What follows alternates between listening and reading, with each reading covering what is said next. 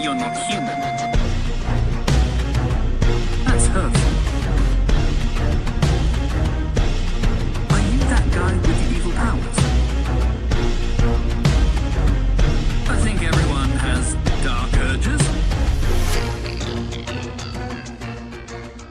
It's kind of my thing. Welcome, adventurers, to this episode of the He Who Writes with Monsters podcast. I'm D. Allen. And I'm Donnie B. How we doing today? Doing good. We are on episode 10, and that is a lot of episodes. That is double digits.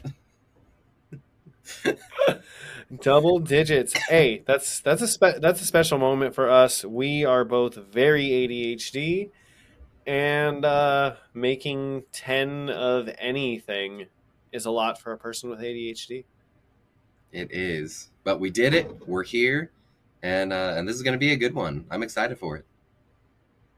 Speaking of ADHD, I think we're forgetting something. What could we possibly be forgetting? I think we're forgetting that there is something coming out of a tunnel that is not supposed to be, and there is something that's supposed to be coming out of that tunnel that's not. That is true. When we left off last time, Jason was exploring this magical waterfall in the mountain of this village. And, we left off, the water stopped coming out of it, and nobody really knows why. It's never happened before. They went to explore it, and that's where we left off. So today we are going to get into what is actually coming out of that hole. I think I see it. Is it a shark? Is it a crab? I can't quite tell. What, Donnie, what do you think it is? Well, I think it could be a crab. Kind of looks like a shark. Could it possibly be? Well, could it possibly be a shab? A shab! It's a shab. This is the first time we really see a monster in the wild that is more than just a hamster or a ferret. This is a real, actual test of Jason's ability to fight a monster. He is all alone with Hiram. And he's going to have to do something about this. He is indeed. And for those just listening audio only, we got an image of a shab up on the screen. And yes, we do. That image is made by yours truly. And I frankly really enjoy him. Yes, this is the best visualization of a shab I think ever. It's just perfect. Possibly ever. And it is perfect. And I love him. Yes. So for those of you listening audio only, we will have this picture up on our social media. You can come check it out on YouTube if you've got a YouTube. Definitely worth seeing. All right, and now that we got that out of the way, we are introduced to what is coming through that tunnel.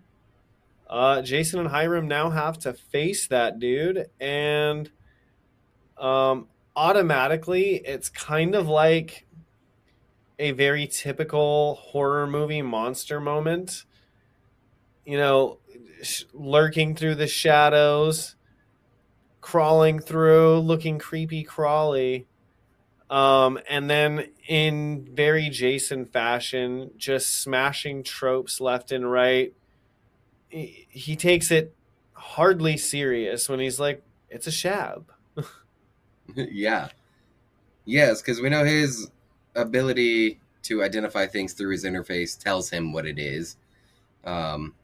It comes up, it's like, hey, that's a shab. And Hiram's like, what is that thing? And Jason's just kind of like, I think it's called a shab.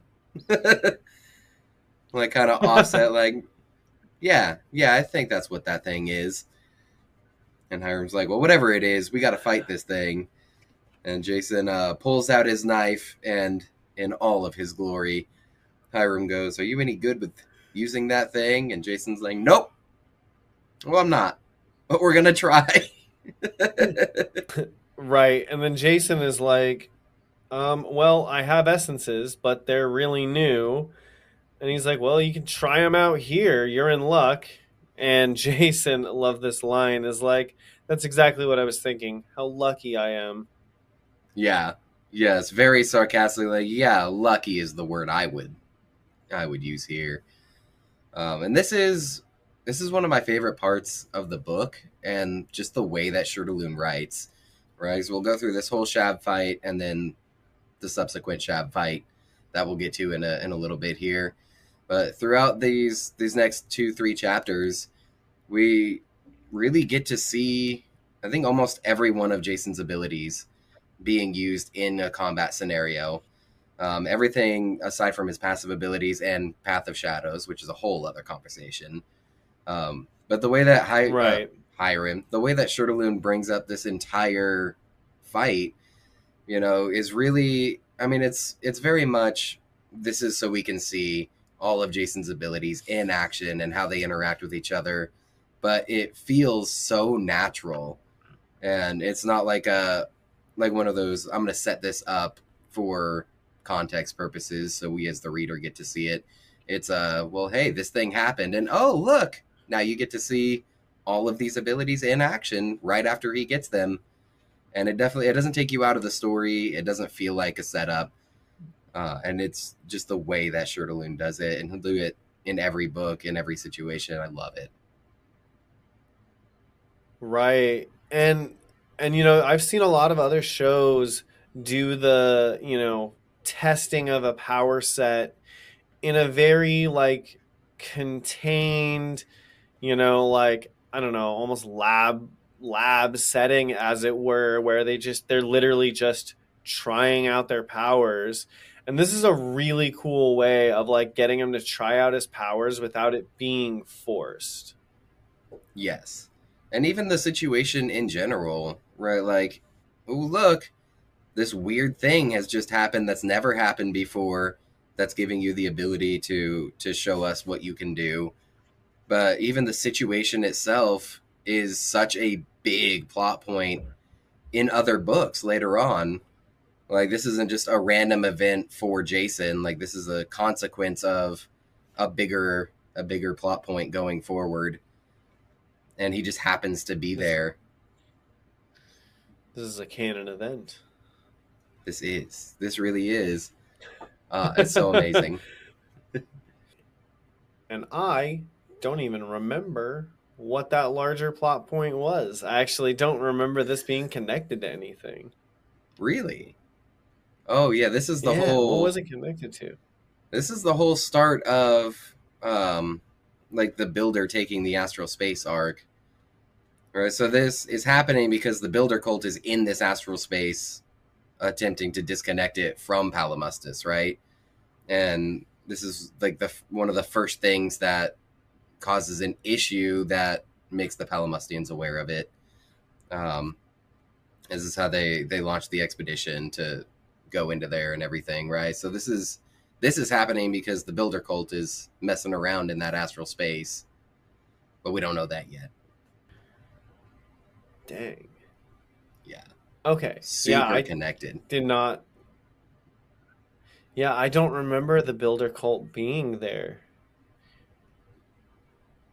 That's crazy. What? I don't remember that. That's like the entire arc of the first 3 books. That massive expedition that we see at the end of the first book that everybody in Greenstone but Jason goes on, where they go fight the Builder cult in the astral space. This is that astral space.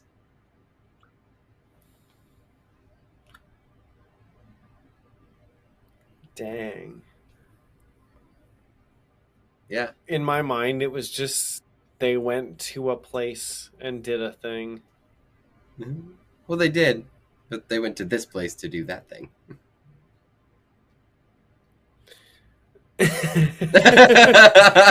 Listen. I am super bad with details, but also I'm really good with other types of details. But those types of details, don't know why. Guess I can't. That's why we're a I would team. make a terrible detective. That's all I'm going to say.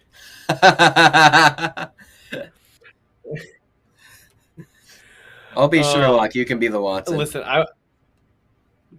for real, I went to an escape room the other day and I did not do good. And like the employee there was even like, brother, are you serious? And I was like, listen, I don't know, man.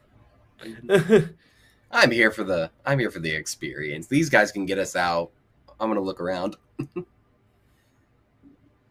Right? Like, I'm going to hang out in this very small room and do badly.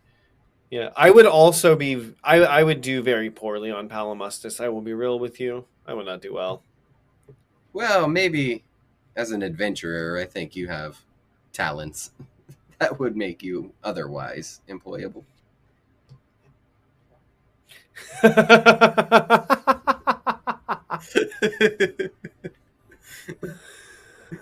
Oh man, terrible. Terrible. So now, if I can go on a little sidebar real quick, I feel like every form of media uses the same trope with spiders or crabs, in that it's always the legs and the eyes, right? Go for the legs, go for the eyes. I get it, makes sense. However, doesn't make for the most creative boss all the time. A Shab, on the other hand, is fantastic, but I do want to just throw some kudos out to the Magic 2.0 series for specifically calling that point out, that crabs and spiders are overdone. Yeah, they are. We haven't seen Kung Fu spiders yet, but however, Kung I Fu want Kung Fu spiders. Now, with all of that said, I still would love to see the Shab fight done like in a TV or movie form.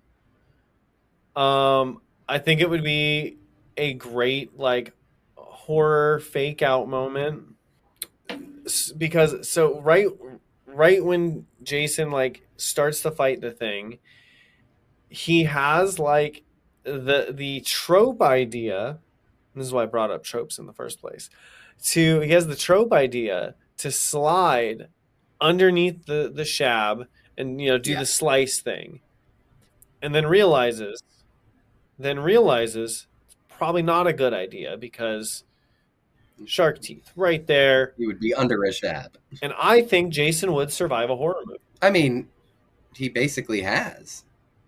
The first few chapters were all about escaping the cannibals. That's your classic horror trope. Damn, that's a self-contained horror movie. It's literally a Rob Zombie movie.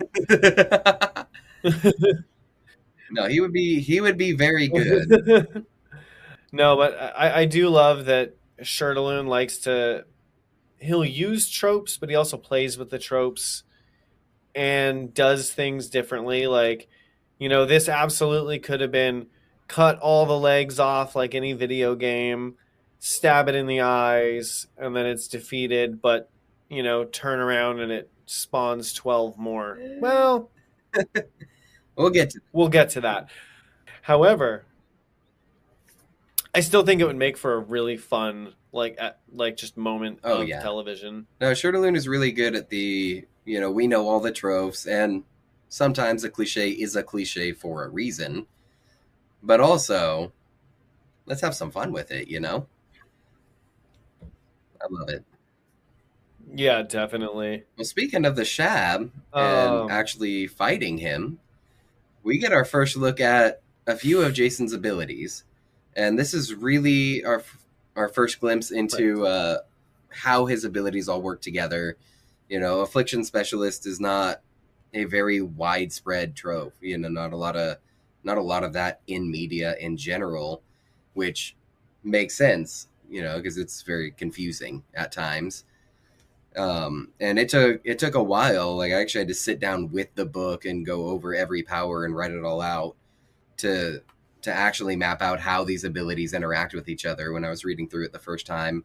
So I can understand that.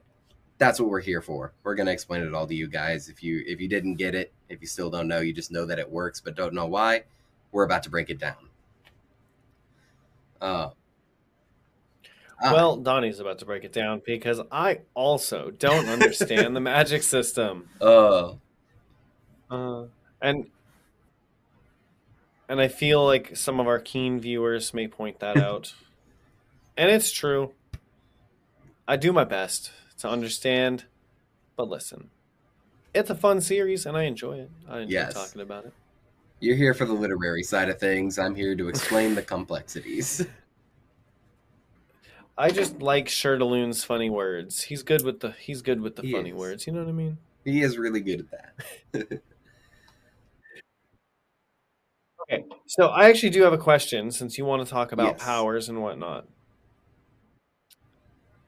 So now instead of sliding underneath the shab and doing the gut trope, he goes around the shab to nick one of the legs or like get the knife in underneath the plating somehow. And it passes leech bite to the shab, correct? Kind of. So Leech Bite is the name of the ability that he uses during the strike.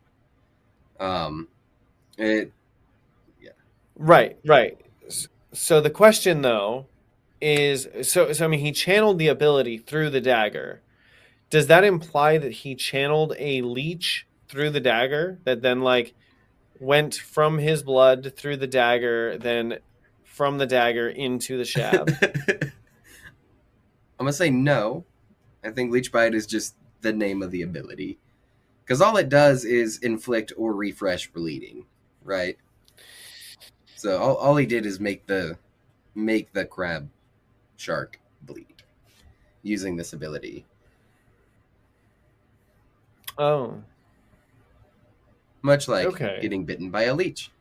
Okay, so it's not like an infectious condition. It's just bleeding. It's just bleeding. And the reason that he has this ability in particular is so that he can guarantee the bleeding affliction, regardless of really whatever he's using. So theoretically, he could hit this thing with a club and use Leech Bite as a special attack on the club, and it would inflict bleeding, because that's what the power does. The dagger itself is inflicting leech toxin and necrotoxin. So it's dealing necrotic damage because of the magic of the knife itself. Right. But this is one of those big things. The Leech Bite as a power is kind of underwhelming just because all it does is inflict bleeding. But the bleeding affliction is something that prevents healing, which is super helpful for an affliction specialist. Right. So that's going to be like his opening move with a lot of his attacks and a lot of his battles. Keeping that bleeding affliction is critical for an affliction specialist because it prevents his target from being healed. Okay, yeah, that makes sense. It's so funny how like in real life it does technically work like that. However, at a much faster rate. Yes. Well, and that's what I love about the way afflictions are described in the books. Because really, realistically, all of the afflictions do what the words mean in real life, right? So like bleeding does negate healing in real life. It's just a way of quantifying that in a magic system. So it's really cool. Sure. Well, but you also have to factor though that most of these all have magical healing abilities as well. So a cut to, a normal person is not going to be the same as a cut to a monster with magic healing. So you actually do need to refresh that bleeding condition, which I guess in terms of a human, if a human had rapid healing, you'd have to consistently reopen the wound. Yeah, because your body naturally fights bleeding, by coagulating the blood and stopping the bleeding from happening. And so if you're continuously refreshing that cut, you're continuously reslicing that cut, then all you're doing is continuing bleeding and losing more health. Ugh. It gets very visceral in my head when we start breaking down the power sets, because then it's like refresh bleeding, like a paper cut. Ah. It's just magically continuing to make you bleed. Like, Another thing I noticed is Shirtaloon's apparent love for D&D, because as he writes out this battle, it literally plays out with like an initiative order. It does, yeah. And that's kind of... It's fun to see. It is. That's the kind of turn-based scenario that D&D tries to replicate, but so that everybody involved can think, and this is just happening, and he describes it very quickly, so it's a constant action, but there is an initiative order to a lot of it, and it's so incredible. He's like managed to capture that. Yeah, it's super fun to go through. And as I was like just reading through how they were doing the fight, I was like, dude, this is like straight up like a D&D combat. Like, he's got like Hiram taking his action to hold the pincers, and then Jason sliding around, and but in the process of the slide and slice, he gets knocked, so that's like the Shab's reaction to the hit, so it's funny because it's like it's fun to see, like it's almost like reverse engineering real life through D&D. It's like you took real life, made a combat system out of it, and then reverse engineered it, and now we're getting He Who Fights with Monsters, which is like real life reverse engineered through D&D. Yeah, it's so cool. And we also get a look at a couple of his spells here too, which are going to be very key to this whole affliction building. Yeah. So the next thing he'll do is cast Punish, which is his spell that inflicts a little bit of necrotic damage, as well as the Sin affliction. And Sin just increases necrotic damage. So what's happening is he's dealing necrotic damage that's getting buffed by the Sin affliction. So he's basically doing a crit. It's just an auto crit with necrotic damage. But this is the key. So Sin will increase all necrotic damage. It's a curse. So now every time the Shab takes necrotic damage, it'll be increased by the Sin affliction. So that is going to build. Okay, so then multiple instances of the Sin affliction are unnecessary. You only need to cast it once. Sin is a stacking affliction, and additional instances have a cumulative effect. So if you have one instance, let's say for sake of argument, it increases necrotic damage times 2. If you get 2 instances of Sin, then it increases times 4. 3 of them increases times 6. So every Sin affliction is increasing the amount of damage taken. So the more you have on there, the more damage it deals.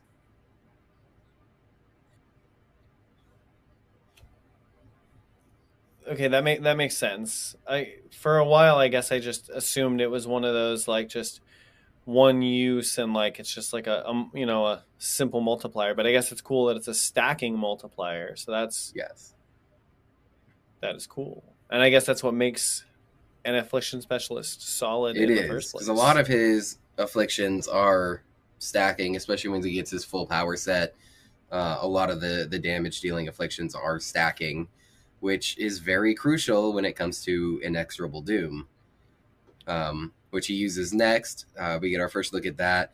And what that does is it periodically applies an additional instance of any curses, diseases, poisons, or unholy afflictions. So the way it all works together, right? So Jason first uses Leech Bite to prevent healing with the bleed affliction. He then adds necrotic damage and poison with his dagger. Okay, just to get the poison on the creature, which can't be healed because of the bleeding.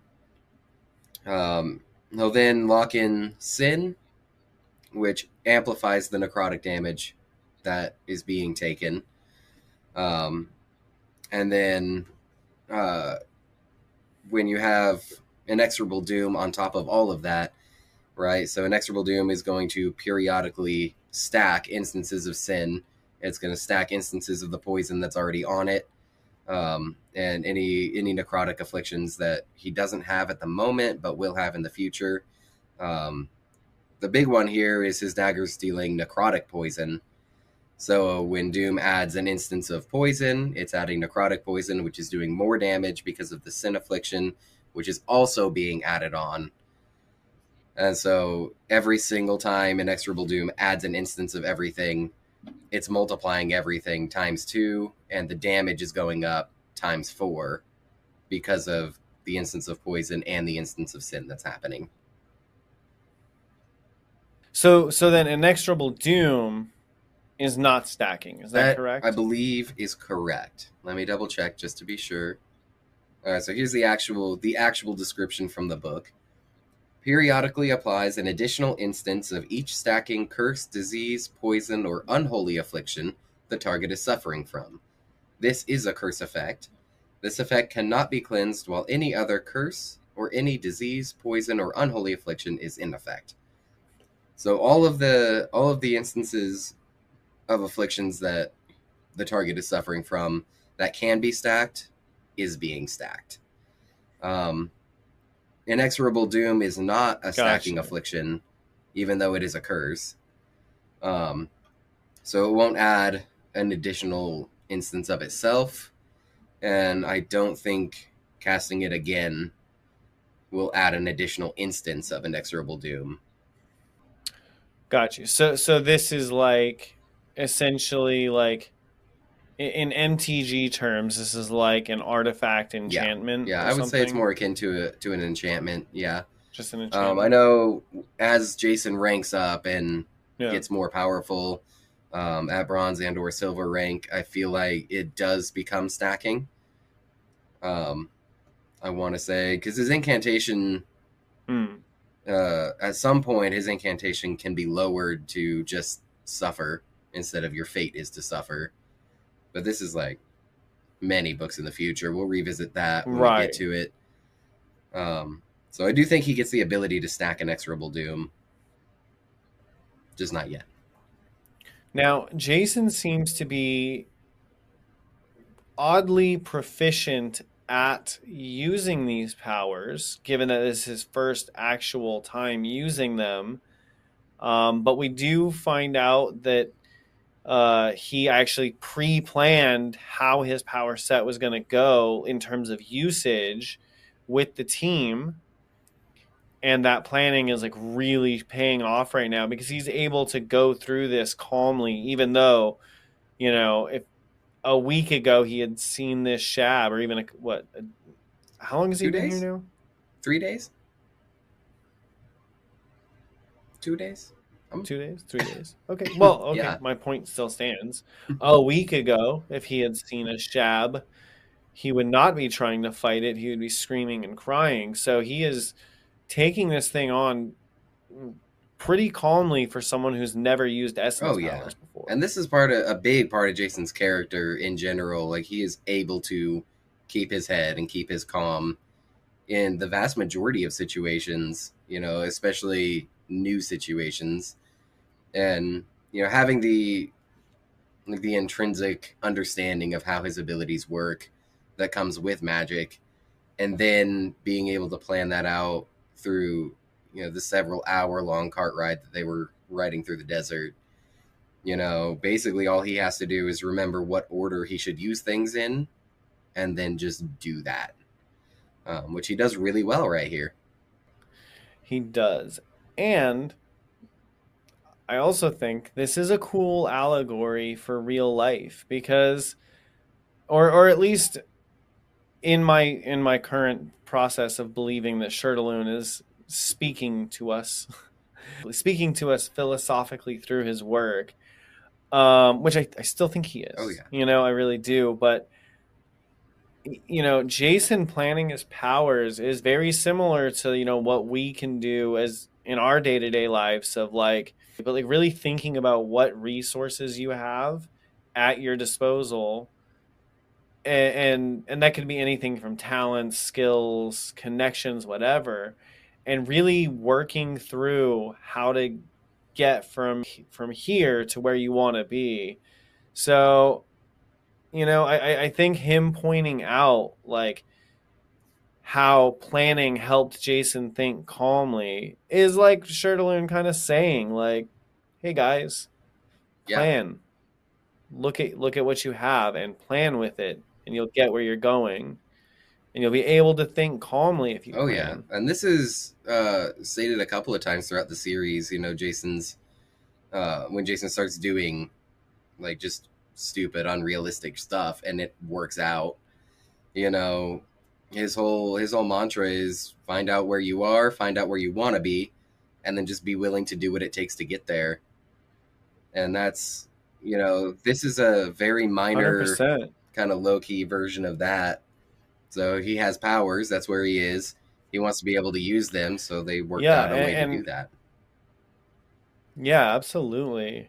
And I think at the end of the day, I still believe that, you know, Shirtaloon is trying to get some larger points across with this series because look at even just the name of the series, a Friedrich Nietzsche quote. Like you don't name your series after a philosophical quote if you don't want someone to have a philosophical look at what you're talking about, Right. you know? Yeah. I don't have anything to add to that. It's just true.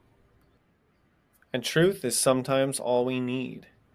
Now, getting back to Jason planning his moves and acting calmly, when his power set is in proper effect, it you know it becomes a negative feedback loop for the creature who is on the receiving end of the powers.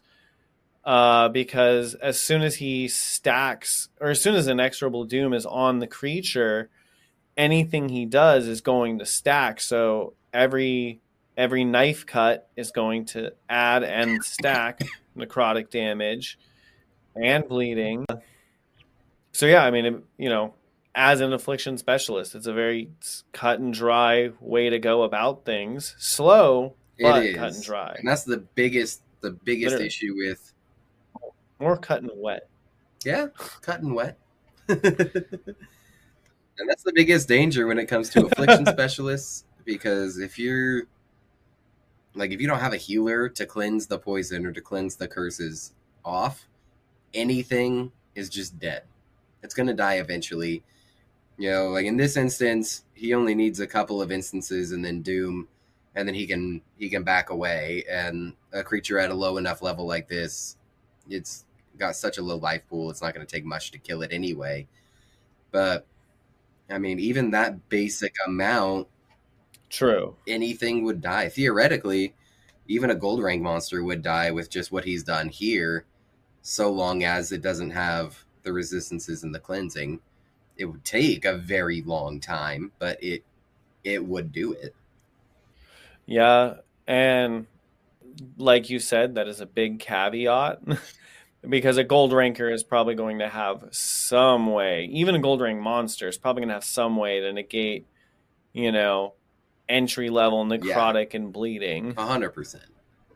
Now, and I mean, if it can't get rid of inexorable doom, that could be very problematic for it in the long run because any affliction it takes, um, if it doesn't cure inexorable doom, any affliction it takes will stack Yeah, and make its and life that's why worse. inexorable doom is so powerful as an ability, especially at this level, because you can't cure inexorable doom without first removing every other instance of curse or disease or poison.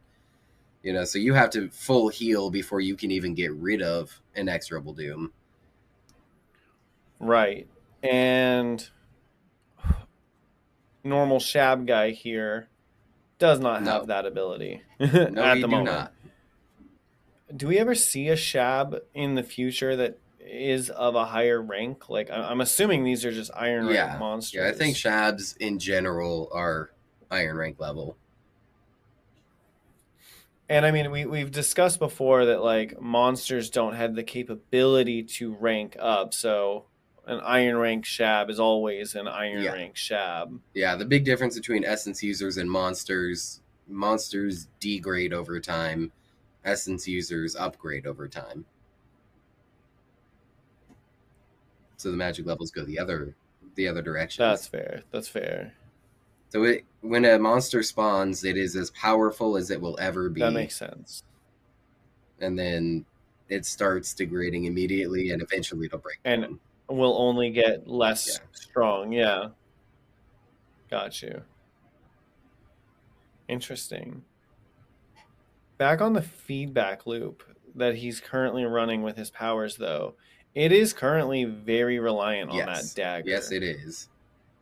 90% of his damage is coming from that. Because without that, at the moment, he literally doesn't. Well, at least as we've seen, doesn't have anything to add any kind of damage that would be stacking other than just bleeding. Yeah, and that's true. So he could attempt to bleed something out if assuming he didn't have his necrotic dagger. Like if he just had a regular knife, like his power set would be infinitely less effective at the moment. Well, and there kind of is a workaround, I guess, with his current power set, because his punish ability, it does deal necrotic damage. It's not a necrotic affliction that so it doesn't stack, so he'd have to be constantly using his punish attack for that to even make a difference. And the Sanguine Horror does deal necrotoxin, which I believe counts as necrotic damage and would stack. But in order to use that, he has to fully summon Colin out of his body, which means he's not healing. So there's downsides to both of those. Having that dagger is just saving him a significant amount of trouble. And I guarantee if he didn't have that dagger, his very first thing he would do when he gets to Greenstone is find a necrotic dagger. So he does have sources of necrotic damage. 100%. It's just 1,000 times less effective than his dagger is. Now, on the topic of the dagger, as he's now stacked all of these afflictions on the Shab, he finds himself, ironically, right back in that story trope of having the opportunity to slice the Shab from underneath.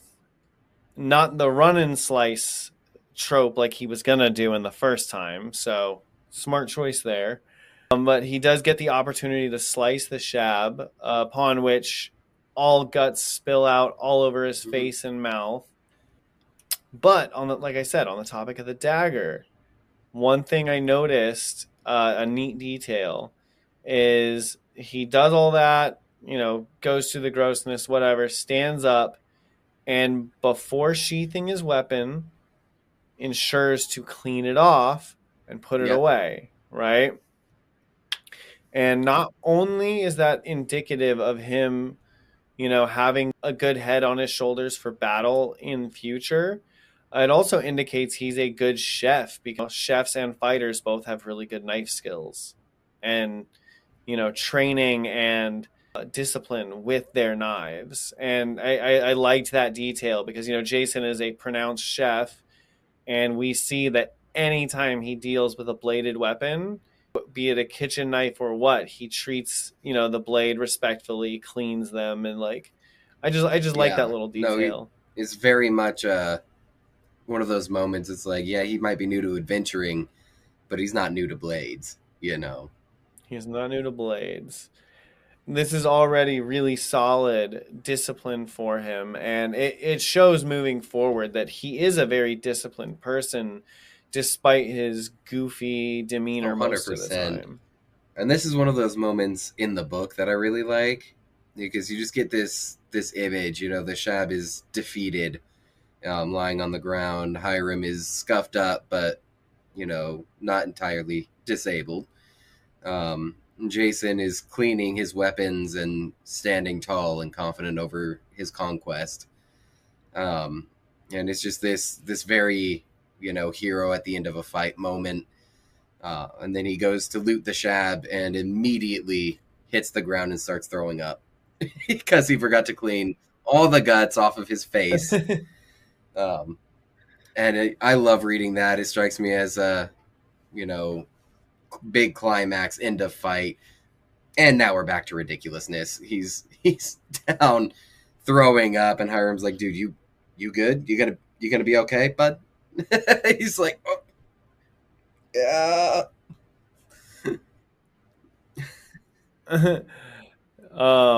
And also note that he no longer has the +1 benefits of the son-in-law eggs because his breakfast is now on the floor. He has made a mess inside of this waterfall cavern quite thoroughly.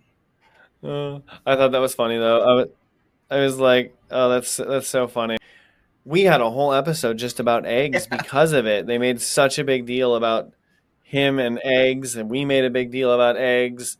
And then in the very next chapter, those eggs are on the floor, no longer nourishing Jason in any way. That is very true.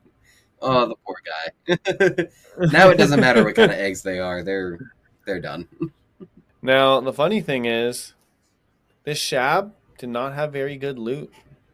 So it was like kind of a low loot for how high of a risk this was, at least for Jason. Yeah, definitely not worth. For the suffering that he just went. Yeah, he got a monster core, a potion, and 10 coins. And I mean, I think even with video games, this will be the case, but you get spoiled with quest rewards to the point that, you know, like regular loot rewards, you're like, ugh, whatever. I mean, I know I personally will disregard certain creatures when I take them out. You know, in an Elder Scrolls game, for example, like once you get to a high enough level, like when I kill a mud crab, I'm not going to run over and loot the mud crab most of the time unless I have a need for its chitin or something. But otherwise, it's just like, get out of my way. Fair. Like, I'm not looting everything. Oh, yeah. And I mean, I think we see later in the series that Jason ends up getting a power that just like auto loots for him. Well, I mean, Shade will do that. So he doesn't even have to think about it. Oh, he does get his his still up. What is it? His execute ability. Is that the one you're talking about? Right. Possibly, but my point still stands. Shade is one of his powers, so even if it's a sentient power, his powers are still looting for him. It's delegated. So another neat little thing I noticed here that I think really helps Jason in the normalcy of all of this. Well, the normalcy of Palimustis, as it were. You know, he's gained a lot of unguent from looting creatures as he's went by, and he offers some to Hiram. And he's like, do you know what this is? And Hiram just like smells it and is like, oh, automatically starts using it.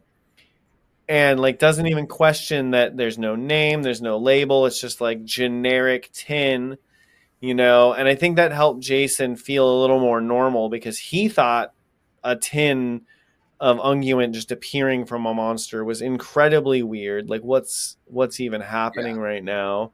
So everyone else probably thinks this is weird as hell, but you know, he offers one of them up to somebody, and the first local that sees one is like, "Oh, thanks, heck yeah, nice." Just, I know exactly what that is. You know, thank you. So here's something I really want to get your opinion on. I've been holding off Okay. talking about it for a very long time because of this podcast. I want to get this on camera, on recording. So we get the end of this fight, right? We I'm see with you. Jason uses Blood Harvest to kind of top off his health and his mana and his stamina. And as we know, the incantation is as your life was mine to reap, your death is mine to harvest, which prompts Hiram to say, "You sound Yeah. like an evil farmer," and which is crazy, by the way. Yes. That's just a good line.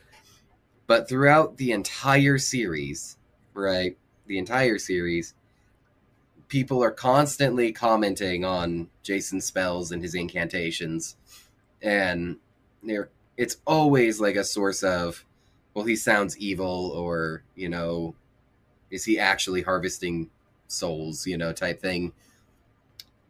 We presume Mm-hmm. that magic has been a thing on Palamustis since its inception, right?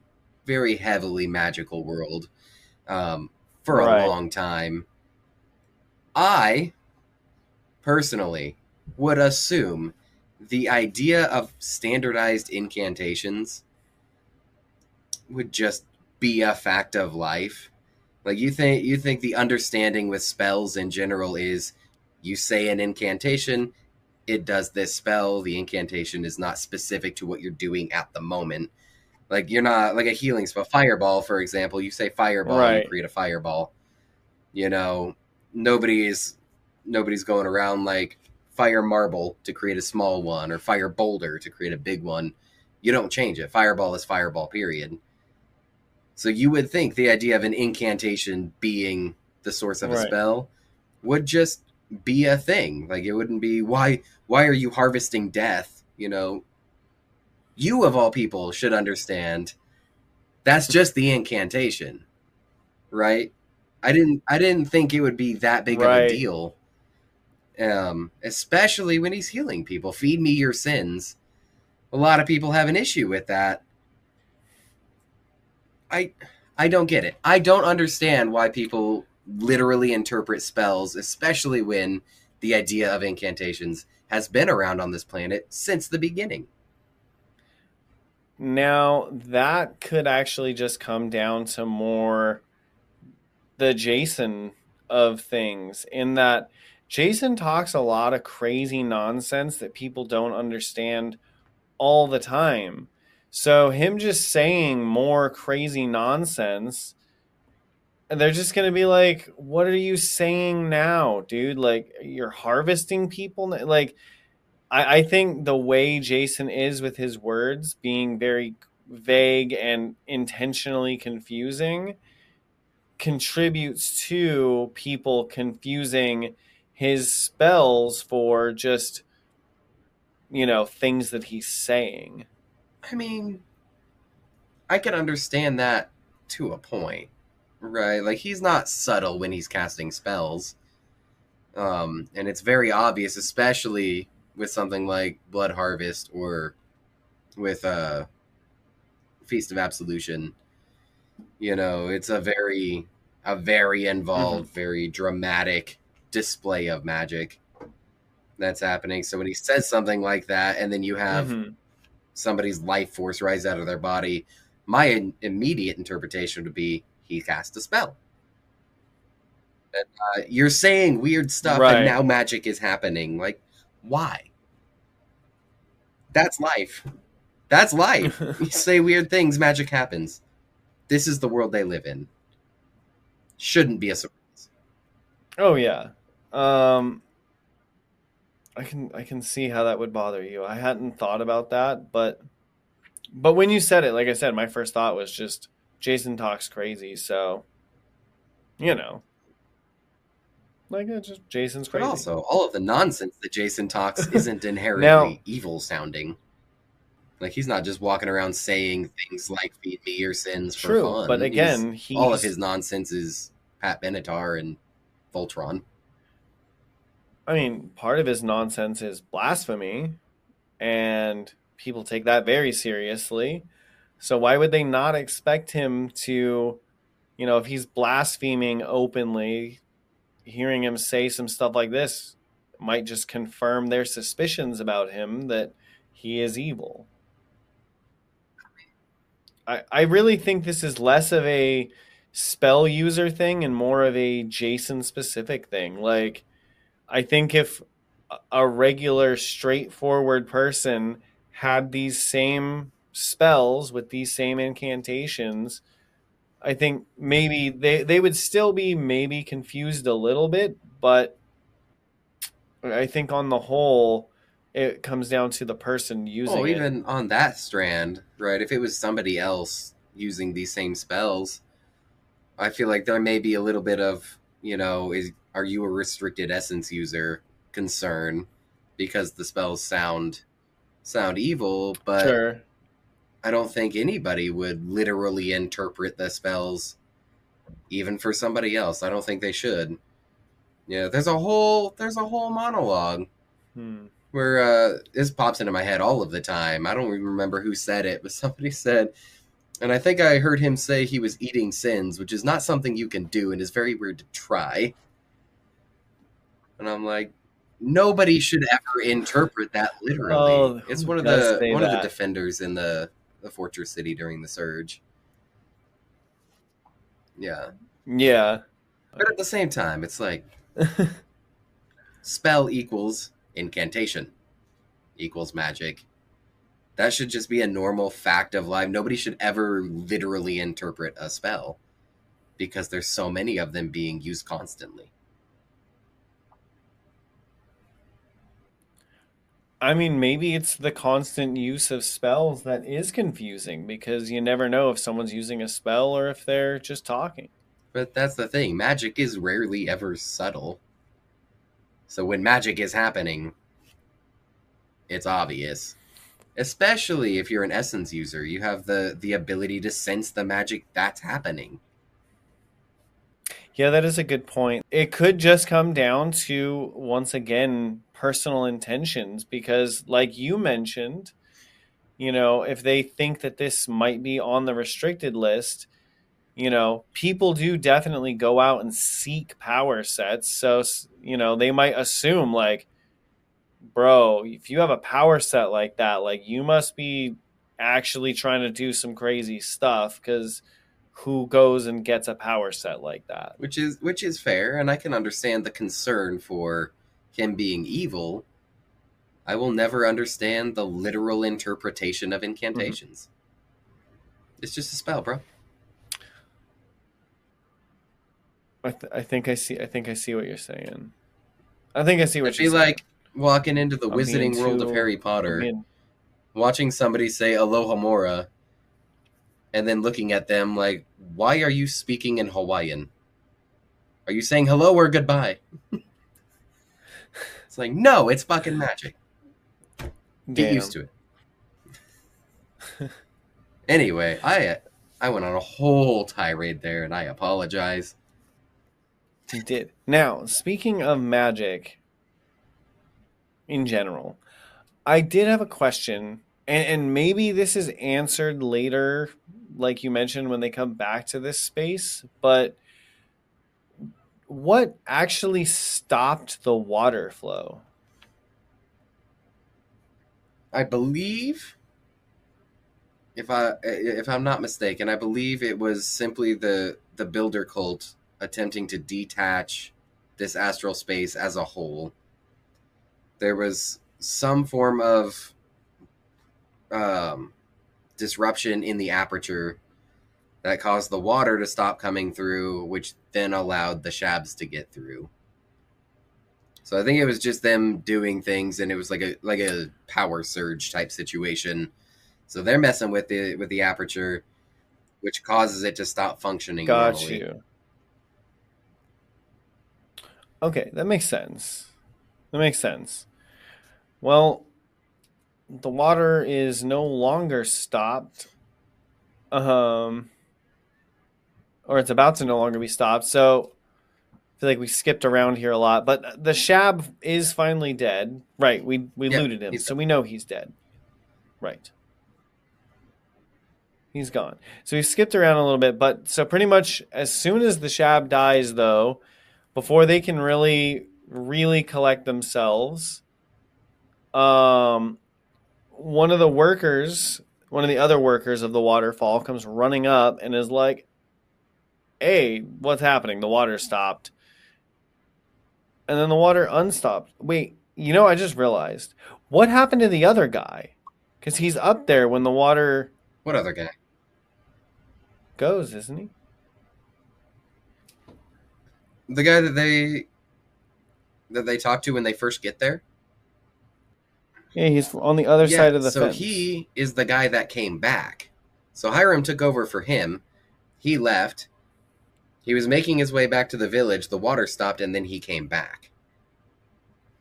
Gotcha. But so it's the same. Oh, yeah. I just answered my own question. Same dude. He's on the other side of the fence, so he's not in the tunnel. So he's not getting blasted out of the tunnel.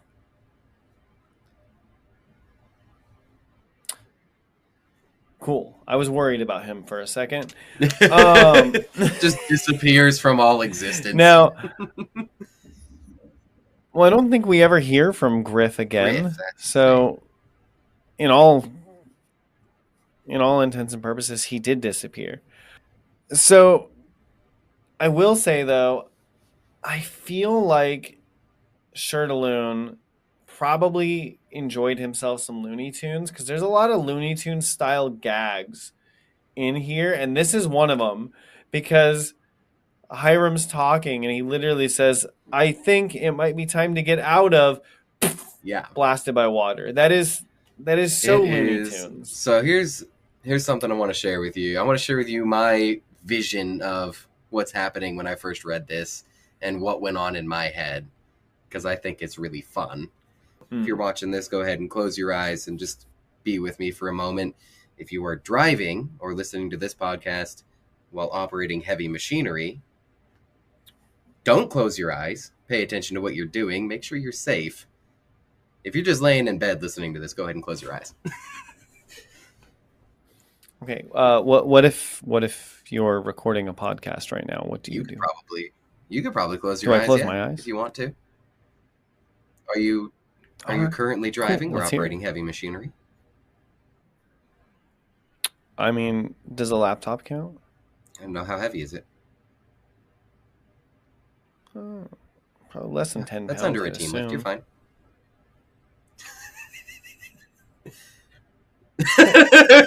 We're ridiculous.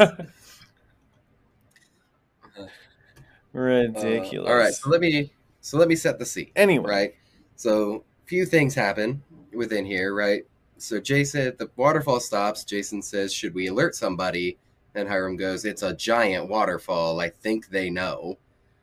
Right?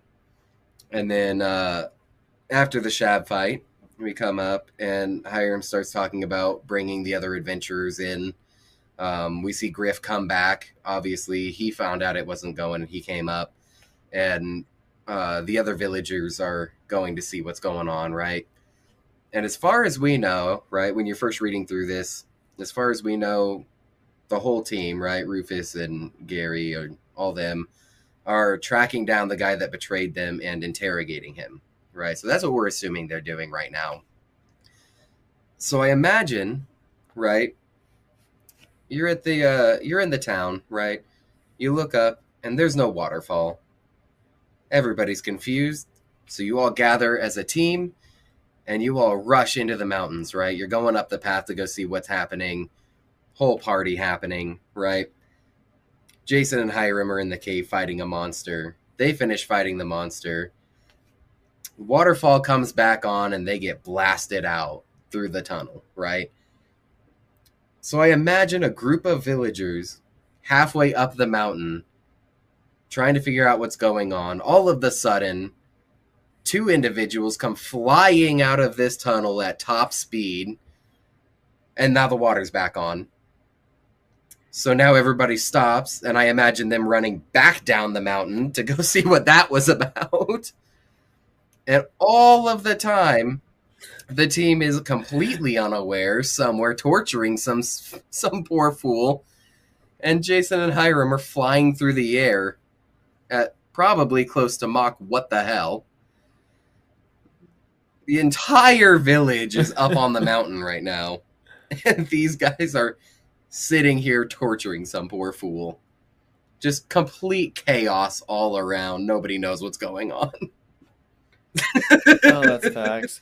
And I mean, imagine what would have happened if Jason did not survive here. The team doesn't even know what's going on. They would literally walk Like- back to the inn, realize Jason's not there, and then ask around to see what the hell happened to Jason. Like, hey, has anybody seen that little kid we came in with? Hey, he got shot out of a waterfall. Dead now. Time out. Back up. What? Well, Like, I'm gonna need context right now. Thankfully. What more context do you need? Yeah. Shot out Your of a adventurers waterfall. figure it out. Non-exist. Oh. Thankfully, though, he has the Cloak of Night and gets to save both his and Hiram's life in this Yes. scenario. And it's like literally effortless. You know, I think we talked before about how it's like an extension of him. It's like Mhm. another limb. It's like effortless in saving them. You know, he doesn't have to think about, okay, I have to grab the air and, you know, hold it in a parachute like fashion. It's effortless. It literally just comes out and saves them, becomes a glider Yeah. for them. And this is the first time we actually get to see him using the weight reduction ability on his cloak when connected to another person. This is the first time he has the ability to test that out. That's kind of cool. Hiram thinks he's crazy, and Jason is having the time of his life. He is. And I mean, I think Jason on the whole is a thrill seeker. Oh, yeah. Because a lot of his plans in general just involve crazy nonsense. And yes, he does have a power set that can back it up, you know, in the future. Well, he has a power set that can kind of back it up now even, but his power set really leans into it in the future. But it brought a question to mind, though. Are there amusement parks for Jason to visit in Palamustis? Because what do thrill seekers do in Palamustis if they don't want to fight monsters? Like, if you're a thrill seeker but you're not an adventurer, what do you do? I actually have an answer for you. So, amusement parks, I can't say exist because tourism doesn't exist, right? Much. And if you're always prepared for a monster surge, I don't think a roller coaster would be on your top of your to-do list. But we do find out from Amir, actually, later on, that, you know, higher ranked individuals who need that adrenaline rush and that thrill, a very common pastime for them is putting on a suppression collar and free climbing a mountain. When do we see that happen? I don't think we ever actually see that happen. We just hear it described. Amir lost one of his friends from climbing a mountain, I think. It was either Amir or Rufus's dad. One of the two said that, but that's a thing. They put on a suppression collar, they go climb a mountain. Like, just your hands, bare hands, up the side of a cliff with no powers. Which is how a surprising amount of high rankers die. Okay. Now that didn't entirely answer Sure. my, that's an interesting question. And I guess personal acrobatic feats like that would be good. But I said non-essence users in Palamustis. What are they doing if they're trying to see thrill? Here's my answer for you there. As a normal rank individual in this world, I feel like your life in general is constant thrill and danger. Monsters are everywhere. You're relying, especially in this village, right? You're in this village. Your number one concern is a monster randomly showing up inside your house someday, right? With no way to fight it. We have constant threats and dangers. I don't think thrill is on your bucket list at that moment. This is true. Now, one of our viewers left a comment on our last video regarding my question about guarding the astral space. And what you just said reminded me of that about the comment they said, but it was like, why would they guard an astral space from something coming through when monsters just materialize?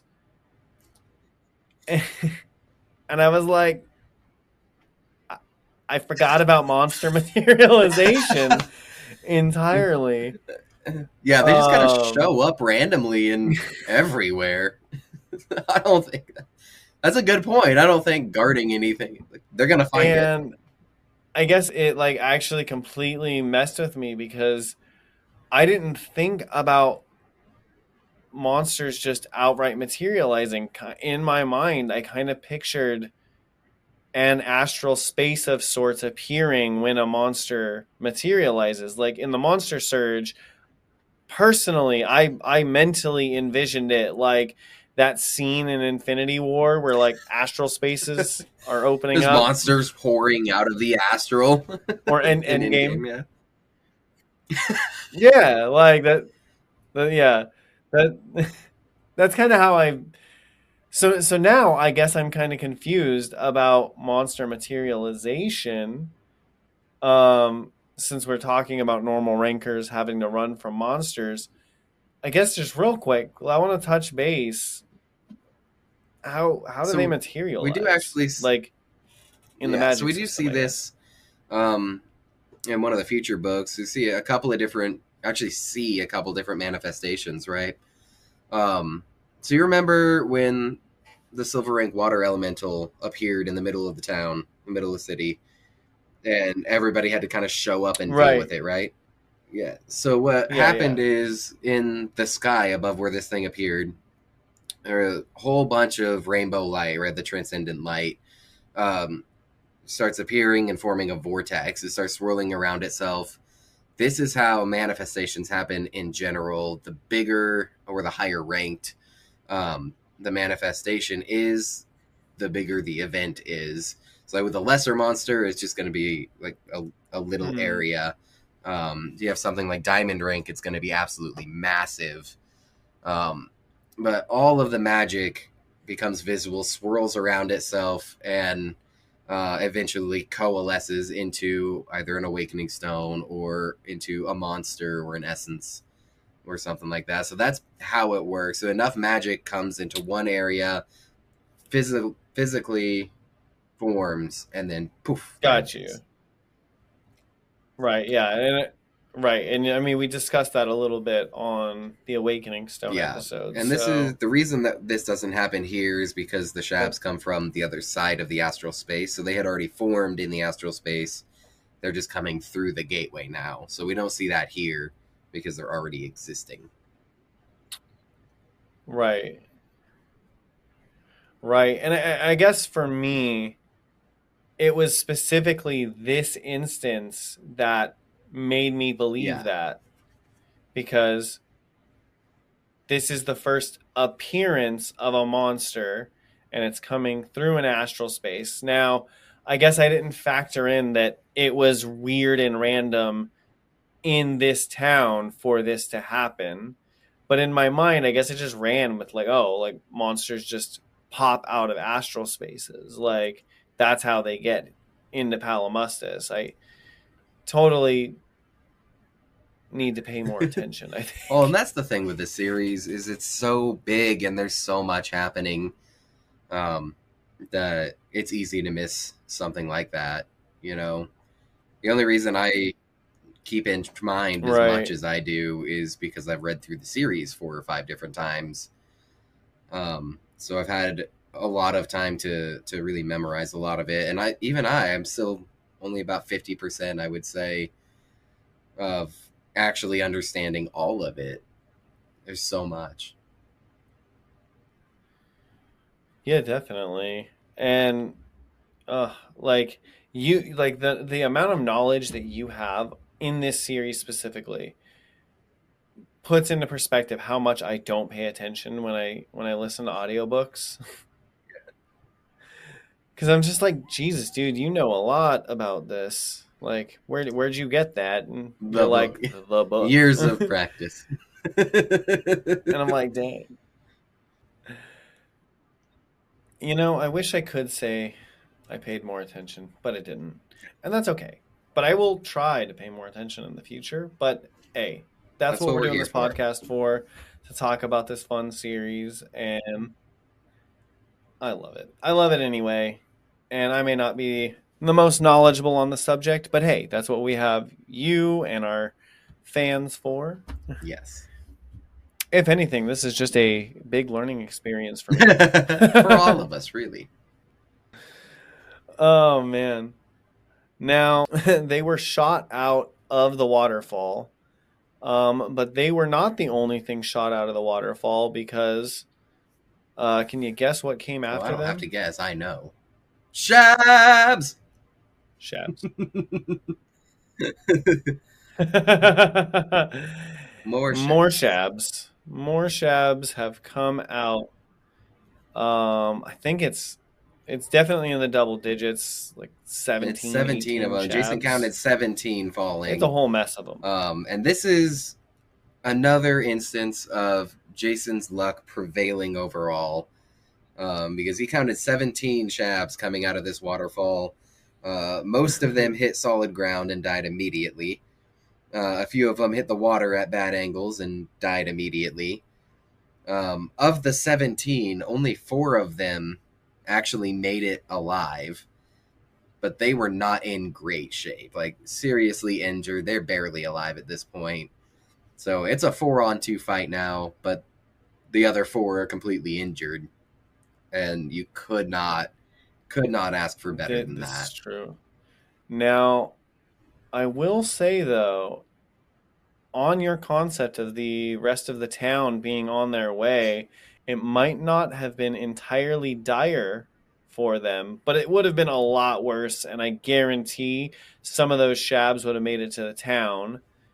And Farrah, Gary, and Rufus would have had to play a little 100%. cleanup at that point, and it would have been a lot worse of a situation for the town on the Oh, yeah. whole. Now, two little observations about what happens next, though, I really enjoyed. So, first off, the cloak of night allows him to walk on water, and we get the description of what he does is like essentially note for note what happens in The Incredibles when Dash runs on the water for the first Yeah. time, because he starts running and then he looks down at his feet and then he smiles and giggles to himself, and it's like personally my favorite moment in The Incredibles when Dash runs out on the water and he's like ha, yeah. And it's like the same moment right here with Jason. Like he runs out and he just keeps running and he's just like, ha, yeah. Oh, yeah. We know I that he's love it. been wanting to test this ability out for a while. He's just never had the opportunity. And I feel like in this moment, he's like, hey, there's 3 of them over there. I got this. It's half of it is he's got a taste for the adventuring lifestyle. He's like, yeah, this is for me. And the other half is I can walk on water. I'm going to walk on water. Yep, I got this. And he does it. And he's like, yeah. Yeah. And now the second part of that observation of what I liked here, though, is he's looting on the run, and that is like such good perception because realistically, if it was me, I would not think to be looting and like just running down and touching the shabs as he's passing them to collect their loot. But obviously, I don't have that power set. Jason knows his power set and is doing really, really good at utilizing his powers in this moment, and I love it. Like it's just such a fun little moment. Like he giggles and then he's just like, and back to badass loot, loot, loot. At which point a whole group of kids across the water just had to watch a ton of shabs go splat. So that's got to be bad if you're a small child. Oh yeah, I'm sure. And this is one of those moments that shows Jason's personality, beyond what we see here, right? And calling back to his past life on Earth, because he runs up to these children to make sure they're okay, and they're like, "Are those monsters?" He's like, "Yeah, you need to go back to the village." They're like, "Are you gonna fight him?" "Yeah, you need to go back to the village. Can we watch?" And this is where he's like, "All right, I understand kids. I know how to talk to kids, right?" As he sits down, he's like, "Listen, Yes. I'm going to fight him. You can't stay here. You need to do what I say." But the way he does this is ingenious. And this works in real life with real kids, in case you're wondering. He kneels down, gets to their level. He's like, "Listen, I've got a very important job, and it can only be done by some junior adventurers. I need you to carry out a mission for me." And, he gives them all spirit coins. He's like, "I need you to go warn everybody in town." Which, first of all, like, they don't know. Second of all, it's going to be handled by the time they even get back to town. You know, so it's kind of a goose chase errand. But what he does here, he's like, he makes them feel important. He gives them an important task to get them to do what he wants them to do. And now the children are all running back to the village with a message that in case Hiram and Jason can't handle this, at least there will be a warning and the villagers will be prepared for it. But it also gets the children back to safety, Right. and in a way that makes them feel as though they're an important part of this adventurer's mission. They're not bystanders watching this, they are a part of this now. We have, reading through the series, we know that he has, a little niece, very young niece, that he's very fond of. He spends a lot of time with. So he's had the experience with children and knowing how to talk to them, and he's very good at it. He is a very charismatic person. And this is a part of Jason that we haven't seen yet, a side of him that we haven't seen, that develops his real character profile. Yeah, and I mean I love it. Like I mean literally my note here was just he is so good with kids, and like he's able, and not only is he just good with kids, he's good at getting into their perspective. Because an adult, if you tell an adult like, dude, you need to get out, I got this, you need to go, the adult's like, cool, thanks, heard. But the kid is like, they don't understand, they don't know the dangers. So and I mean I think that that's a big thing in general of just dealing with kids in any capacity is being able to see things from their perspective, because they're not viewing it from the same perspective that you are. You as the adult know the danger of whatever's going on. You as the adult understand the situation. The kid is like, new situation, don't know, what do I Yeah, do? I want to watch. That sounds fun. Like, brother, this is very dangerous. And yeah, so telling the kids no, no, no, the kid's just going to be like, exactly. why? And that's it. Again, Shirtaloon just dropping life lessons, man. I'm telling you, everything in here. If you look at it right, it's just life lesson after life lesson. It's It so really good. is too. And we have that. Jason tries. He's like, you need to leave. You need to leave." And as soon as he understands that's not working, all right, let's talk to these kids one on one. Get in their head, get in their perspective. Right. Like it's moments like this, and again, another good thing for real life.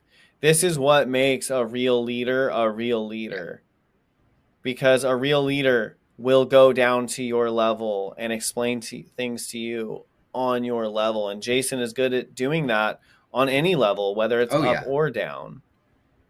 He can humanize on any level, and it it's is. I so think good to this see. is, in my opinion, this is probably his biggest strength throughout the entire series, and it will help him a lot. It will hinder him a lot, and that's kind of what it's about.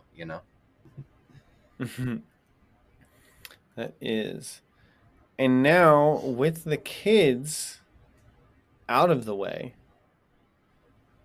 Jason has but a few moments to prep for, 3 times the fight that he just had in literally every capacity. The Shabs, who just came out of the waterfall and survived, are now afraid of the water. They're not anywhere near the water. They're getting away from the Yeah. water. And we are discovering now. I will be real. When describing the Shab, I absolutely did not understand how a creature like this would make sense in form of evolution. And granted, my little Shab here still probably wouldn't. But the minute it's on dry land, it's like, all right, I can see the evolutionary niche for this. Obviously, there's no evolutionary niche. Magic just creates monsters. So I'm assuming there's probably some god in charge of monster manifestations somewhere, somehow, I don't know. But if it were an evolutionary creature, I could totally see the way it moves on land fast, just like a crab, very fast on land. Crabs are crazy on land. They're creepy. Give that thing razor teeth. I can see I can see what they were going for. Initially I was like, kind of a silly creature. I mean, even, looking at the one I made, kind of a silly creature. But if this were real and you saw this, you wouldn't be thinking, "Oh, this is silly." You'd be like, run, get away." Oh, absolutely. And for whatever reason, it wasn't until they were on land that the threat became understandable in my mind. I was like, I've seen crabs move. They're creepy. Now imagine that the size of a bear or however big. I think he says a dog, right? I don't know. I've always imagined them like a bear size. Yeah, they're like, I imagine them pretty big. A bear size would make sense if you're able to slide underneath it. You wouldn't be sliding underneath a Not dog-sized easily, creature. no. Okay, so a bear-sized creature. A shark-sized creature. Great white. Yeah. Shark-sized creature. Makes sense. But anyway, yeah, they're terrifying, and I get it now. So Jason has to prep, and obviously seeing that they're fast, he realizes he's not super fast anyway, and he did obtain a potion from that Shab that he looted earlier, so it wasn't for nothing. It was a defense potion, which I don't know. Does that even come in handy here? Does he even actually get hit enough to utilize the defense potion? It comes in handy for me as a reader. Because I absolutely adore this potion in this moment, and I'll go over that in just a sec. But it does come in handy in the fight. But we'll break that down when we get there. Which we will get to. So I'm gonna take you down another visual to show you kind of how I interpreted this whole situation reading it. Right. So we know as he's preparing, right, his goals are take the potion, the shellskin potion, bring out Colin, draw his knife, prepare for it. This is the fight that he's gonna prepare for, right? So just imagine the whole situation, okay? They fall out of the sky. The Shabs appear. He and Hiram are there. He's like, I'll get those 3, you get this one. Darts across the water with his cloak on, skimming left and right, looting as he goes. All these dead Shabs floating down the river. Gets to the other bank, gets the children out of harm's way, right? Stands there, draws his knife. Full badass, right? 10 out of 10 badass moments happening, right? I just imagine him standing there looking at 3 Shabs coming his way. Just total, boss level fight music happening, okay? He takes the potion. His skin instantly hardens, like he is prepared. He goes to summon his familiar.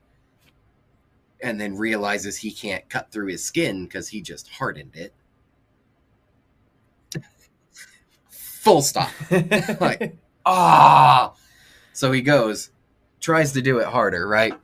Finally gets his hand open, gets a cut off, poisons himself because he forgot about the poison. Immediately takes him out of it again. Cursing himself. He's poisoned, and now he's got to pull up the combat log to figure out what the hell just happened. So he's sitting there like, hold on, reading through the instruction manual to figure out what to do next. And it's like, okay, I got it. Has to cut himself again because Colin ironically healed the cut. Poisons himself again. Finally releases Colin. Now he's ready to fight. He goes from full badass to... I know.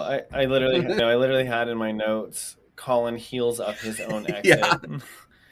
And it's so funny because you were totally right. Because in my head, the whole situation is super badass. Do. Slice. Nope. Slice. Nope. Poison. Slice. Finally. Yes. Well, it's if you really think about it, right? So this is what I imagine. Right? I understand that Colin is healing him. That's its job, and he has to actually summon Colin out of his body for Colin to appear. But the way that I see this situation, right? He cuts his hand open, poisons himself, gets confused, is looking through the instruction manual. Colin, I'm sure, is aware at some point that the plan is to come out. Colin's still inside his body. I just imagine one leech looking to another leech. I mean, like, watch this. Heals his hand while Jason's distracted. And then Jason finally figures out what's going on and like, now I gotta cut myself again. I just imagine the leeches losing their minds inside. Like, that was funny. That is funny. That it cracked me up. It's like that perfect scenario that like Jason trying to be edgelord in his mind always just ends up doing something that like completely cuts the foot out from underneath the edgelordness, and then he's just like, all right, well, back to being a normal person. One other thought though about Jason and just how he works.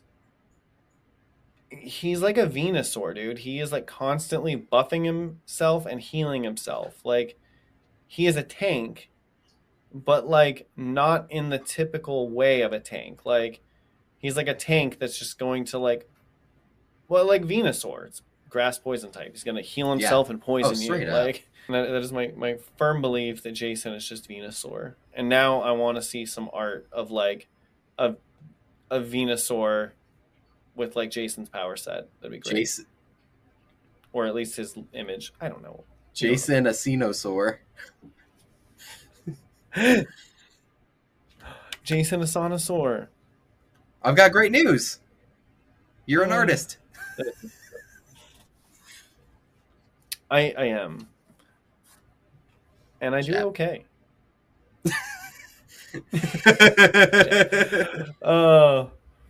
But I've never delved into fan art like that, so maybe I'll have to. Make a Jason Venusaur. We'll put it on a t-shirt for you guys. So Jason is tanked up. He is defensed up. His skin is hard, and when they described that, one last comment on that. When they described it, I immediately thought of like what it's like when you get like super glue dried on your hands and you got like that like rough skin. That's like super glue skin. So in my mind, that's what it feels like, and that feels terrible if it's all over his body. I wouldn't want to do that. But if I was fighting a Shab or multiple Shabs, I probably wouldn't care that much. No, the discomfort would be acceptable in that situation. Oh, but Jason is locked, he is loaded, and we are out of time. Indeed we are. So we will have to leave you guys on another cliffhanger this week. we will get to the ultimate Shab fight, the showdown here on the next episode. Yes. Um, The conclusion to the Shab-like nonsense that we are experiencing today. Indeed. So yeah, overall, All right. I think this was a good episode. We talked a lot about Jason's abilities and how they interact with each other. I think it's amazing that Shirtaloon can set up a situation like this where we get to see all of his abilities in action and not have it feel like that was the point of these chapters, you know? We'll see the rest of his abilities in the next fight upcoming. And so it'll be fun to talk about those as well in conjunctions with what we've already learned. Overall, I love these chapters. Absolutely. I really do. I do. And I mean, the further we get in, just the better and better this series gets. And I am excited. Personally, I am super excited to get into some more of the personally, I'm excited to get more into the political and social side of things. I really love reading those parts. It's some of my favorite parts of the series. I know you're Battle and Magic man, but either way, this stuff is going so good. This series is so fun, and we love talking about it with you. Yes. We're going to get into it, especially when we get to Greenstone. That is going to be a fun group of episodes. It is. And for any fans out there, if you want to join in the conversation, please like, comment down below.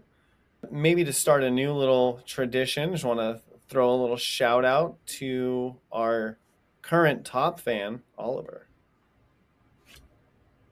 Yes. Thank you for being here with us, participating in the community. We appreciate all of your comments, and we love them. Keep them coming. Keep them coming. We'll try to engage with them a little more. And everybody else, join in. Let's get the conversation going. Yes. And you can find us at H6WM_podcast.